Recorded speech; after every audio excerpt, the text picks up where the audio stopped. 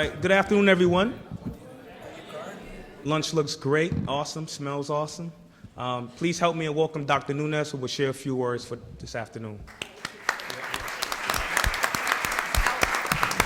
What a wonderful event. We've been celebrating the 125th anniversary of Eastern. Go Warriors, come on. Oh, 125 years. And this little university, you know, it just grew from a normal school to what it is today, Connecticut's only public liberal arts college. And we were going to have an event and then an ending event. And then we decided, you know, let's not do that. Let's have a series of events, but let the departments plan them, whether it's an administrative department or an academic department. We've had fabulous celebratory events this semester. The education department had an event, the arts and sciences, our athletic program, and now community service. And we're, of course, honoring our work with our community. This afternoon, we'll be holding our annual Service Expo, during which time you can find out more about what our current students are doing to respond to community needs in Willimantic and beyond. After that event, they'll hold the 5th Annual Service Excellence Awards to recognize students, faculty, and community members who are making a difference in our local communities. And tonight, it'll be wonderful to see the children here, and they'll be dancing and singing and also celebrating with us this evening. We start the day festivities with a luncheon event, this luncheon, and a great panel, turning community service into career opportunities. And I thought about that. I said, we always put everything in a compartment, community service, and then I have to get a job, right? You never think these two things actually can come together and you could be so fulfilled in your life because you want to give back to your community, but you know you have to earn a living and you know you've got to have the things that make it possible for us to financially be sustainable. So this panel, I want to acknowledge them. First, we have Anabelitza Lozada, class of 11, who's a social worker for the Teenage Parent Program at Windham Public Schools. Welcome, Anabelitza. It's nice to have you here. Levar Mitchell', class of 2012, is a sports, fitness, and recreation director at the Boys and Girls Club of Hartford and the youngest sports director in Connecticut. Matt Blocker-Glynn, class of 2003, has been the director of the University of Hartford Center for Community Service for the past 6 years. And of course, our own Victoria Nimirowski, class of 1987, has been the executive director of Windham Area Interfaith Ministry since 2005. And on a personal note, I don't think I have a better colleague in the community than Victoria. She's a role model for me because she just gives so much to this community unselfishly and is so well respected. And our moderator is our own Cliff Merritt, who is the interim director of the Center for Internships and Career Development and a graduate of Eastern. I want to thank all of you for preparing this panel. I know that the students here and the staff and the faculty are looking forward to your comments, and we know that the discussion will be rich, and we look forward to a Q&A, a nice exchange. Before we begin, I want to cast today's focus on community engagement in a broader context. Why are we doing all this? Why does Eastern care? When we did our commitment to the local community, we knew that that commitment had to be deep, substantial, and it had to be a two-way commitment, not just us fixing the community, but what the community really needed from us, and how could our students learn in the process. One of our core values of Eastern is that of social responsibility. And we say social responsibility is promoted and encouraged at Eastern through serving those in need, being active in the community, protecting our natural resources, and engaging the democratic political process and other social responsible actions is at the core of who we are. Social responsibility includes an ethical commitment to oneself and the community at large. Our students grow as citizens. They grow as human beings when they serve others. At the same time, they are having a tremendous impact on the community. They are also growing each day. We estimate, for instance, that our students, faculty, and staff contribute more than 1,000 hours a year to serve the Willimantic and surrounding communities. That's about $3 million a year in donated time. That's pretty good. We have more than 1,000 tutors in the schools. We work with more than 40 nonprofits, and we lead, of course, the annual town-wide Town Pride downtown activity, which will take place soon. And many of our students skip the beaches and the spring breaks so that they can do good things in the community. When did this commitment start? It started before I became president, and the piece that I added was the following. The students were required to do community service rather. And I got very angry phone calls from people in the community saying, why are these people calling us in December or emailing us in December to get it off the list? They wanted right away to do their 2 hours or 3 hours, but everybody waited till last minute, and it was just get it off the list. And I said, it's not worth making it a requirement. I thought that the most important thing to community service, and I think many of you would agree with me, is the reflection piece. So when you're in a soup kitchen and you're serving a client and you serve that man his food and you think, where did this man's life start? What did he do? Does he have a family? Is he healthy? What brought him to this place? What is society's responsibility to this man? All the questions that one could ask oneself are the questions that lead to reflection, that lead a person to better understand our policies in this country and how they need to be changed. And also it enables you to understand more deeply in an intellectual way about the complications in our society. So it is very important for me that we have a set of panelists that have done this all their lives. They've served communities themselves, they've reflected on what works, what doesn't work, and they're here to share that expertise with you. So on behalf of Eastern, I am very grateful to the panelists, and we are very much looking forward to this luncheon event that really highlights the essential work of community service. Thank you.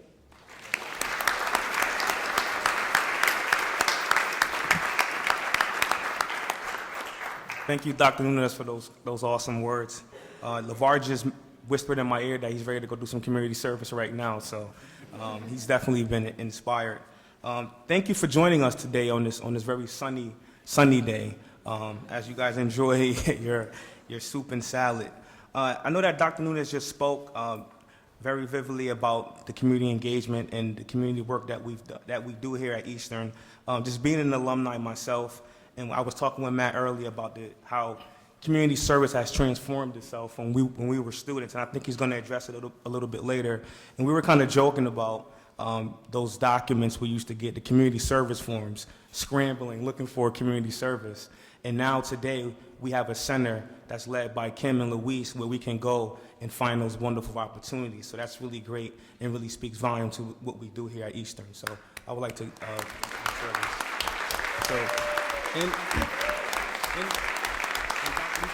Dr. Nunez also talked about the work in terms of, understanding what is it, why do we do community service, understand, what are you getting out of that? And I think it speaks volume to the work that we do in the Career Center when students do come to our office and we say, what experience do you have? And the first thing they do talk about is those volunteer experiences. Those things, not only just, going to help out, but why did you help out? What did you learn from that experience? Why would that be valuable to an employer? So as she introduced our panelists today, I'm going to go over their bios a little bit, and I will begin the questioning, and we can hear directly from our alumni here today. All right. Anabelitza Lozada. Thank you. I did it well. I've been practicing, yes. Graduated from Eastern in 2011 with a bachelor's degree in social work. The following year, completed her master's degree at the University of Connecticut.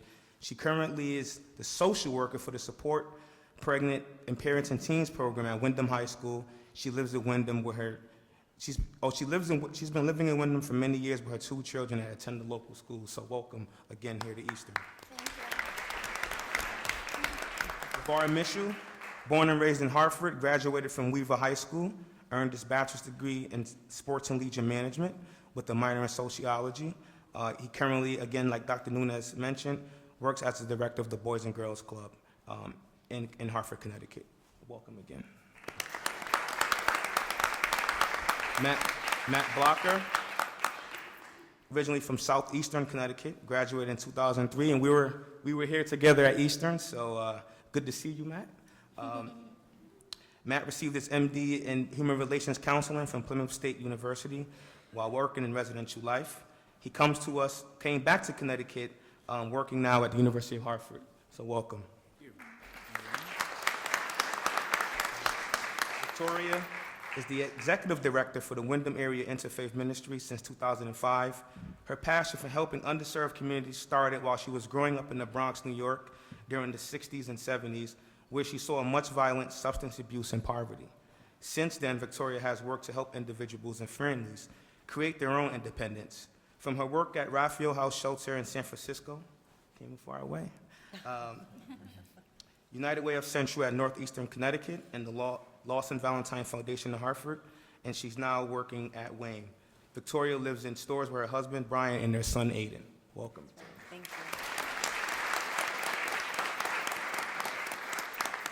So I'm going to start off with Victoria and ask a question.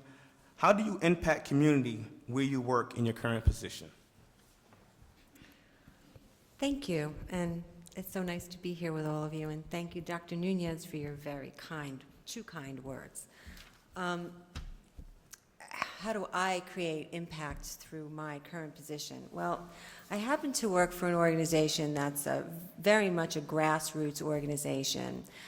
So we are working directly with community members every day of the week, and all of our programs are designed to help individuals, either through the provision of material goods, basic needs, things that we take for granted, like kitchen tables and chairs, and a clean, well-lit room, and a good place for a child to study, those things. We also provide emergency financial assistance, so we are helping people stay ahead of their bills and not fall deeper into poverty. We're helping people pay for things that they can't really afford on their own and that they need to provide a safe and secure environment for themselves and their families, things that, again, that we take for granted, like a lock for their door, or to repair a broken window, or heating assistance, very, very basic needs. We also do a community garden, which helps provide food for people, that fresh food and wonderful food that not only we provide, but they work on themselves with their own hands, and they can, in this manner, teach their children and their families about growing good nutritional foods and the value of doing that. And of course, it's exercise and it's keeping people healthy. We also have a program where we provide adult mentoring. And one of the things that I've noticed in the many years I've been doing this is that we provide a light touch to people when we help them with basic needs. We come in, we see them, we help them, and then they're on their way. And we don't know what happens to them. We don't know what happens to them 2 weeks down the line or 2 months down the line. So we developed an adult mentoring program where we match trained adult partners with people from our client base, and those people make a commitment to work together for about at least 1 year so that the client can obtain a higher level of economic stability. And this has been a wonderful program. It's really been providing, I think, a piece that's just missing from the whole structure of service provision as we see it and know it now. And my role in that is that I get to design these programs. I get to figure out where there's a need and work with my staff and work with the community and figure out ways to fill those needs.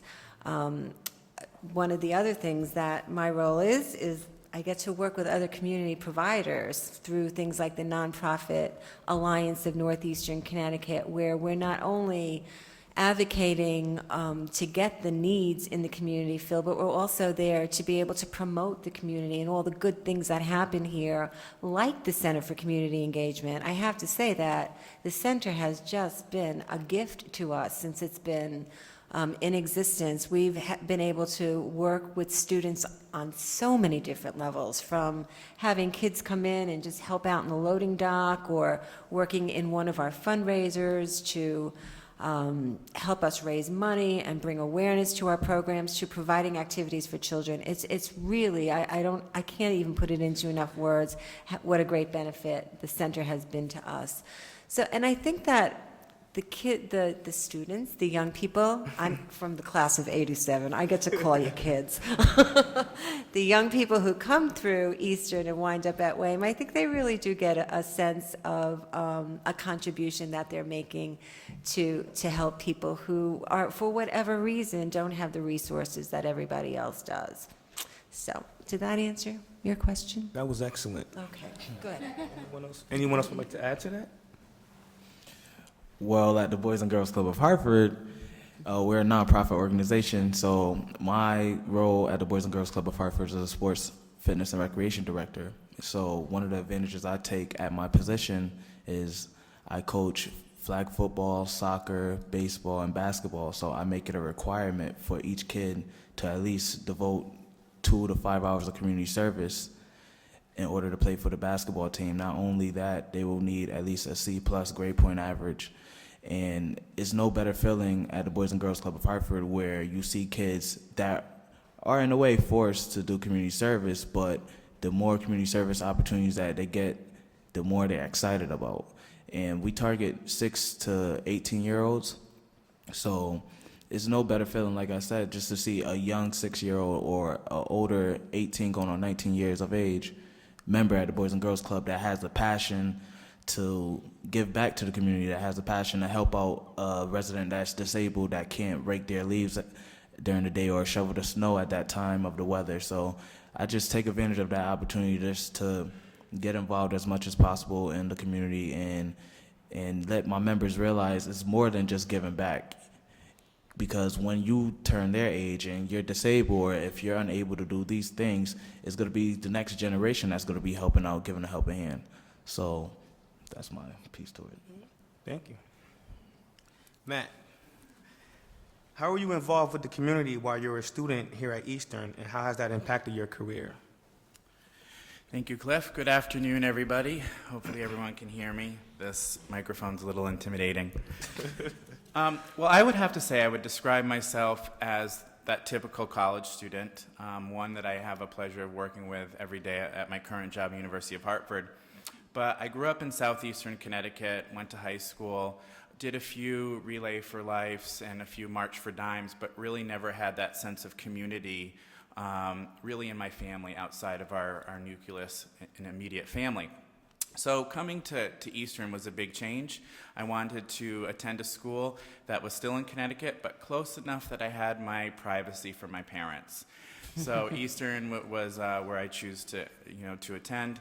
And it was an amazing experience. And coming back every time I come to this campus, I have such a sense of pride to see how it's growing and where you are currently. I definitely have a lot of Eastern pride. And so I started on that first weekend when we had orientation, meeting hundreds of incoming freshmen and first-year students. And I remember walking down to Willimantic to pick up trash around the city. This was new for me. I didn't know why we were doing this. I'm coming to Eastern. I was worried about my residence hall and how do I get moved in and what's my schedule like. So it was great to meet students and faculty and staff outside of that classroom while we were doing something together. So that started to form in my mind, and that was the seed that I like to say that was watered throughout my 4 years here at Eastern. I definitely say I think I took some student leadership opportunities. I was a resident assistant here at the Eastern for 3 years. I also helped with academic advising with Carol Wright. And through that, I got to really see how much I had a passion for giving back to the community once it was shown for me.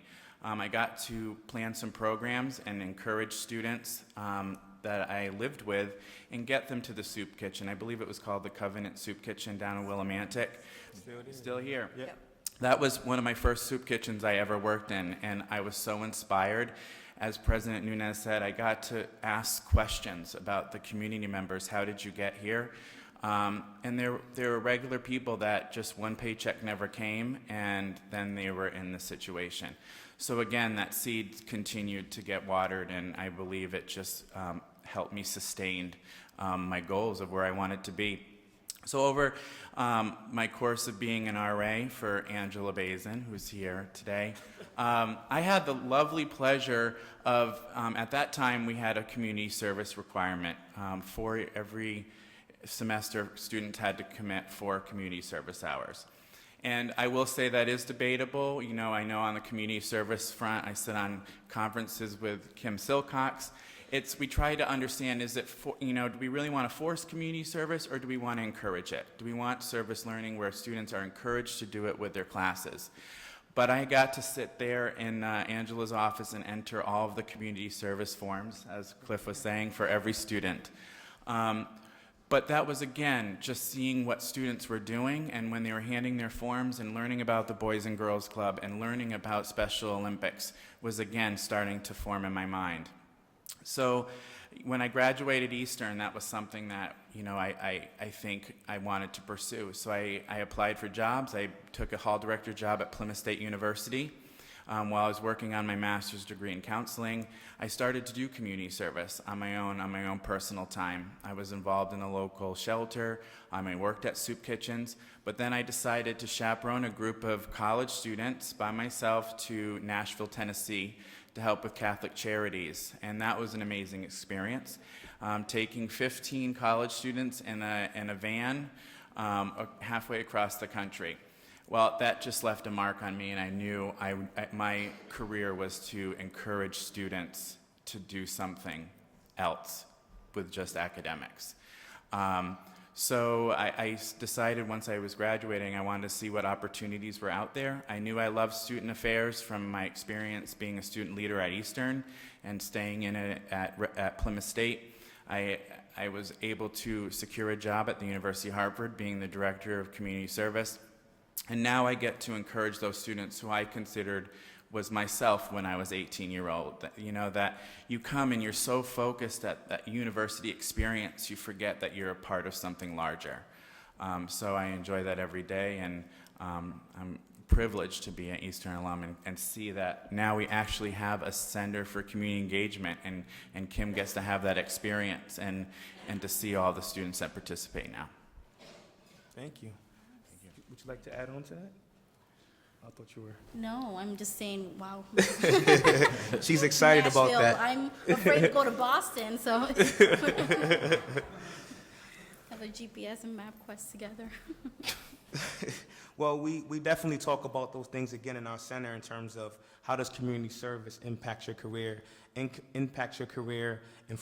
development, and I think Trish and PJ and I can definitely appreciate that when we are working with students in a one-to-one capacity during our sessions. So Anna, what do you wish you had done differently when you were a student related to your involvement with the community? So as my biography highlights, I went to Eastern for my bachelor in social work. So naturally, there was that connection to the community. And being in the social work program, you're giving back, you're helping the less, fortunate and stuff.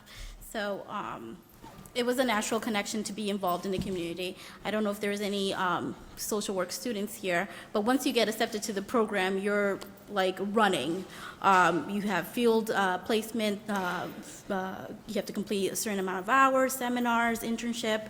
So it felt like a part-time job in addition to the classes and everything. So I became involved with perception programs here in town and different other community agencies through my internship experience. One of the things that I wish that I would have taken more of was interactions with other groups of students in different programs. We created the social work club. I became the vice president I think it was in spring 2010, I think it started. And that was our opportunity to interact with other members and other organizations within the schools. I'm a little nervous, so just bear okay. with me. Within the school system and everything. During my attendance at Eastern, I worked as the family homeless worker for Wyndham Public Schools. So actually, I have a connection with Victoria and and all the other agencies, I was responsible for identifying and enrolling children that were in shelters and domestic violence or double up. So, you know, having the connection to the social work program, we did a lot of activities to support the homeless population and the children. So we collected a lot of backpacks and materials and you know, to stabilize the family and keep them from moving and jumping around, you know, house to house and create that stability for the children. No, that was good. Okay. I- I have more to. Definitely speak on it. I know you talked about social work. Just being a social worker myself and going to grad school, I can definitely attest to the work and making that connection from the academic part to the community engagement as well. So definitely thank you for sharing that information. Levar, what suggestions do you have for students who are looking to apply their volunteer experiences to professional work after graduation? That's a good question. Well, with me being a recent graduate of 2012, I learned that it all starts now, especially with volunteer experiences. I realized that around my sophomore, junior year in college, thanks to Cliff and Dr. Diaz, that I have to be more involved in community service, and they made me realize how much it impacted my life. Due to them, I am currently enrolled in my master's for social work at University of Connecticut. So, but the best advice I could give you guys, especially the current students, the seniors that's just about to graduate, first of all, congratulations. Just try your best to explain in your interviews how much volunteering and doing community service impact your life, and how much you will bring that quality, that strength to the next business, the next organization that you're going to be involved in. Because nowadays with these local businesses, either if it's a nonprofit or a profit organization, community service is key. Community service is a requirement, and they are highly interested in people that have a passion for community service. Especially at the Boys and Girls Club of Hartford, where we have a requirement. For example, we have a Keystone program that is targeted for 10 to 13-year-olds. We have a Torch Club program that is targeted for 15 to 18-year-olds.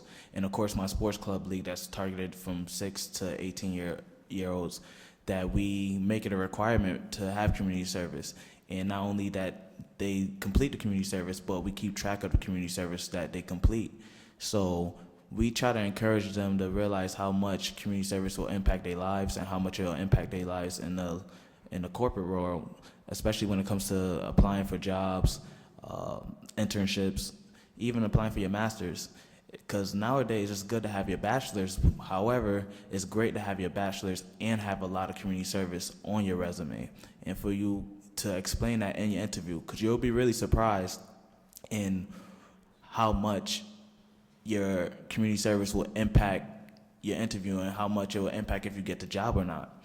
For example, I graduated in 2012, and I was currently working for the University of Connecticut Upper Bound program and the University of Connecticut Husky Sport program. So I was highly involved in the community, giving back to the urban communities, and I decided to apply for the Boys and Girls Club of Hartford, thanks to Cliff. He contacted me as soon as possible, as soon as he saw that the position was open, and told me that he knew I would be highly interested in this. He encouraged me to apply. To make it short, I went for the interview, and my interview was all about my community service. What is the MELS organization? What did you do with Student Government Association? What is this town-wide town pride on your resume? What is MELS Give Back? So my whole interview was targeted about my community service and how much I impacted the community in Willimantic and the community in Hartford, which led to my second interview, which led to me getting the job. So once again, for the current students, community service is key, especially carrying it over to your profession in the future, especially for social work or anything. You just have to take advantage of all the community service opportunities that you get the chance to do, especially at Eastern, with all the resources that they have, all the community service opportunities that they have on a monthly basis, on a daily basis, especially on the weekends. And you will understand how much doing community service will impact your business or your local organization once you apply and once you get the job. And you could turn that strength that you have and bring it towards the kids. The kids realize how much I make a huge impact in the community, and every time I bring up a community service opportunity, you will be imagined to see how much kids raise their hand to be involved and how much they want to help me on a daily basis to give back to the community. So just take advantage of all the community service opportunities that you have on campus, not only on campus that you have in your community. And once you give back, put it on your resume. Be ready to be prepared to explain that in your interview, because those key things count. I would just like to add a little bit to that. As someone who's hired a lot of people over the years, that's definitely one of the things that I look at is what do you do outside of your academic activity. And having completed community service makes a huge impact. Also, if you're in between jobs or you're looking for a job, there's always something out there that you can get involved in. And it speaks far more to the type of person that you are if you use your free time positively and to work and make an impact or volunteer than it does to just not be doing anything at all. So I definitely second what you're saying, Levar, and get out there and get as many experiences as you possibly can. The other thing is you can learn a lot of things doing community service. When I was volunteering, when I was in college, I learned how to do a lot of graphic arts at perception programs where I was doing some volunteer work because I was doing their newsletter. Those are skills that you actually can take with you onto the place that you have your employment. So go for it. Do some community service. Thank you. Anyone else would like to add to that? I would just like to add, it's probably on the same link as everyone else is saying, but what I experience with students is, if they take a week of their vacation, spring break, and they decide to go to Oklahoma to help with disaster relief or not, it's working with them, like Victoria said, to articulate what they're learning. So if you're a student here and you're looking to build that resume, or an administrator that is helping students to build that resume, it's what they're learning. Just accept that experience, but they're learning how to manage the books, or they're socializing with folks in the community. Because in where we're located, we work with larger companies such as Aetna, the Hartford, a lot of our insurance companies, and they're looking to bring students in that can work for them that make them look good too. So if they're out doing community service saying, oh, I work for the Hartford, that's a benefit for those organizations. So letting students know you're going to get a great experience yourself, but you're also, the organization's going to be looking to represent themselves as well. So if they're doing interviews and they have one resume, this person was great, 3.8, did great in school, but the same person has a great GPA but did a lot of other experiential work in college, I think that person might have a great leg up. Thank you. You wanted to add? Yeah, Oh, I do. okay. I did wanted to add. I mean, I lived here all my life. I'm a Wyndham resident, and the staff at Wyndham High School, they call me like a walk-in directory because I know everything, where you need to go for this, where you need to go for that. So when I have teen mothers that are enrolling from a different state, that's one of the first things I do. I give them an orientation of where the hospital is, where Generations is, where can you get your formula, your benefits and all that kind of stuff. So, working in the community and doing the internships really helped me become that resourceful. So, and I bring it back to where I work with the girls and everything. And of course, I empower them to do it on their own, to call and make the appointments and find out, what it is they need from that agency. So. Thank you. Well, we do have about 10 minutes left. We would like to open up to the floor for any students out there that want to ask any questions. I see a lot of students in the audience who want to maybe ask a few questions of our panelists this afternoon. Have some dialogue. Any brave souls out there? Yeah, don't be shy. There we are. Is there any one personal That's very deep. Well, yeah, actually it has. I would say the Special Olympics that go on every year when I was on campus, and I cannot even lie, my freshman, sophomore year, I always heard of the Special Olympics, and I never went towards it. And I was never as interested as I was my junior and senior year. And you would not understand how much you impact the lives of those that are there at the event. And I was highly involved in the Special Olympics with the males organization my junior and senior year. And just seeing how much they go through, all the obstacles that they faced, and all the limitations that they have now, it made me be so honored and privileged to help them out on that special day. Because to us, to some people, you're just doing community service. But to them, that's a special day for them that only comes once a year for some people, especially in this community. So you don't realize how much you make a huge impact in their lives once they get through that finish line, once they accomplish the goal they wanted to accomplish since last year. So just being involved in the Special Olympics when I was at Eastern just gave me a more kinding and heart and passion just to help out the community or any person from the youngest to the oldest. For me, oh, go ahead. What's that? Go ahead. Oh, okay, sorry. For me, it had to be the doing the toiletry drive for the No Freeze shelter. That was one of the first activities we did as part of the social work club. And this is a shelter here in town, open during the winter months, and it's vastly run by volunteers, and everything is donated. And so just collecting stuff from when I went to the hotels and stuff, you get the shampoo bottles and the toothbrush and stuff, so that kind of stuff that we take for granted or we throw away or whatever. So we did a huge toiletry drive and we brought it to them, and they were really grateful because they depend on all of that kind of stuff.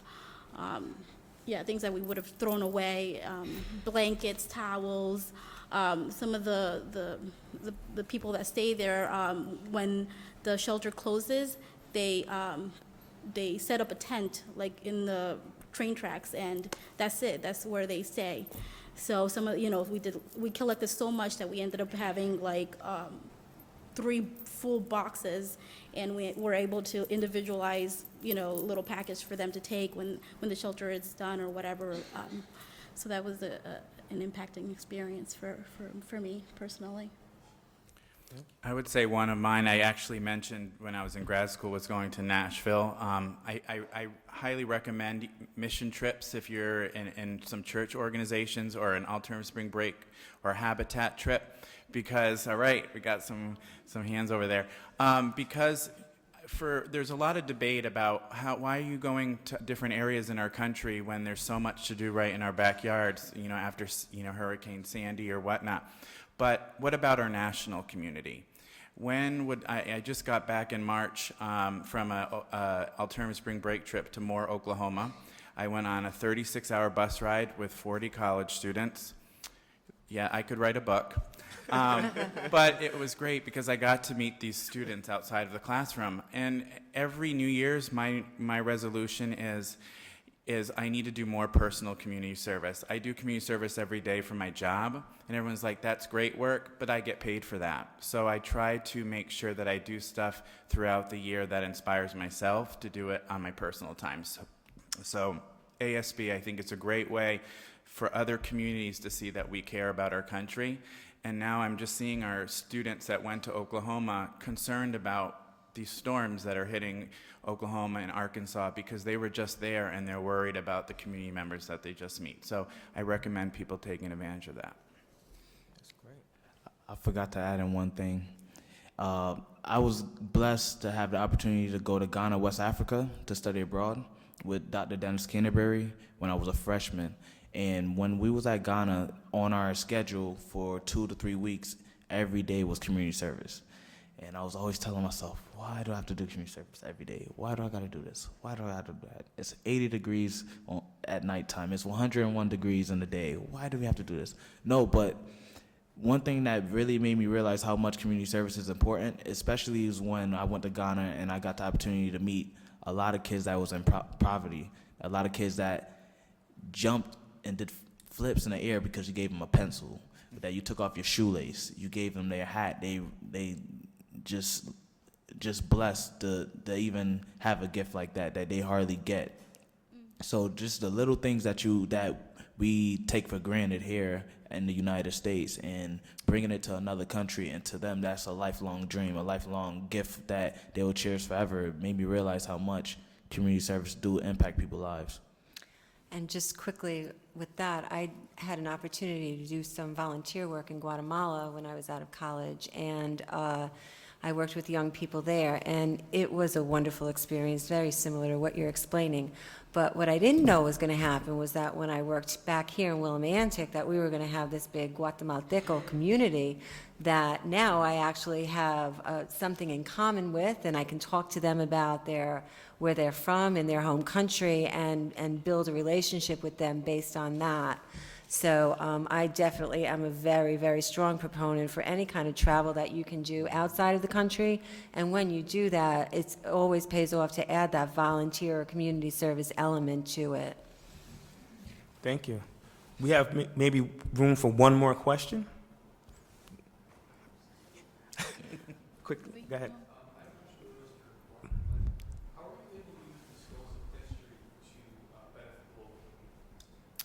Well, very good question. Thank you. I would say, am I using everything that I learned in my history degree on my community service experience? No. But I would say it's the things that I learned along the way. I remember my senior year, Dr. Pocock, I took his class, and I had to do a documentary on Latvian immigrants. So I had to go around and interview about 30 Latvian immigrants to Willimantic. And so I got to use a lot of those skills that I have learned on how to communicate with them and see the community that they had built within Willimantic. So I do think a lot of those things, I think it was a great thing for me to understand about history. I believe history repeats itself sometimes if we don't take advantage of what we're learning if we look at what we're facing in our country every day. So I think I can use some of those tools to help benefit me and the community that I'm working in. Great. I know we had a quick question over there. Yes, Tiff.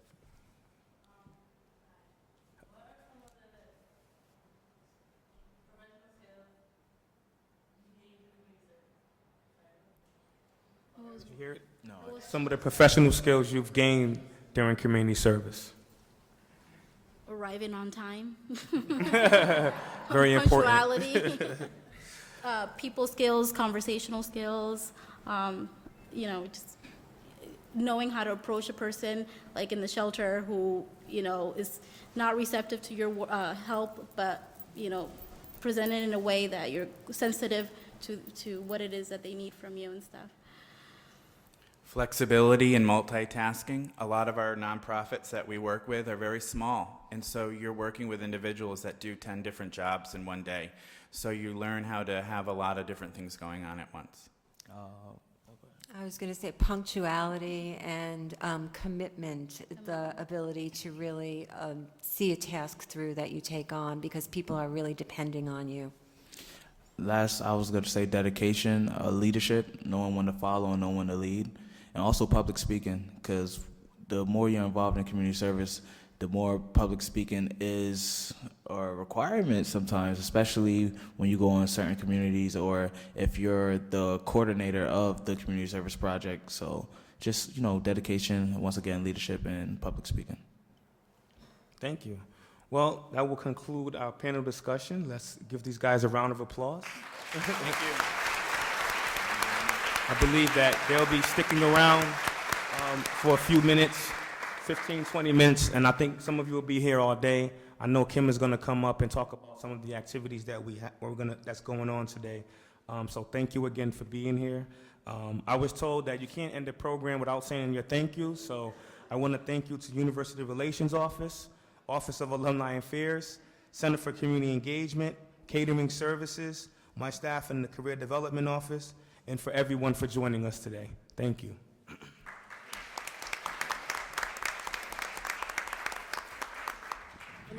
I just wanted to add my thanks to the panel. I know all of you personally, and our relationships go back many years, and some not so far. But I think it's wonderful to hear about everyone's experiences.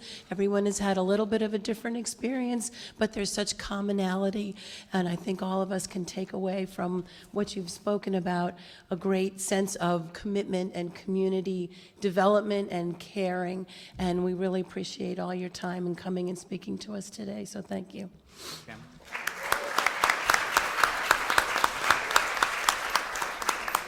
This is Community Engagement Day at Eastern, and this was a great way to start off our events today. We also have, starting at 2 o'clock, our Service Expo.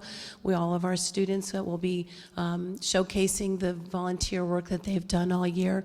We really encourage you to come and talk to them, ask them to reflect on their experiences with you.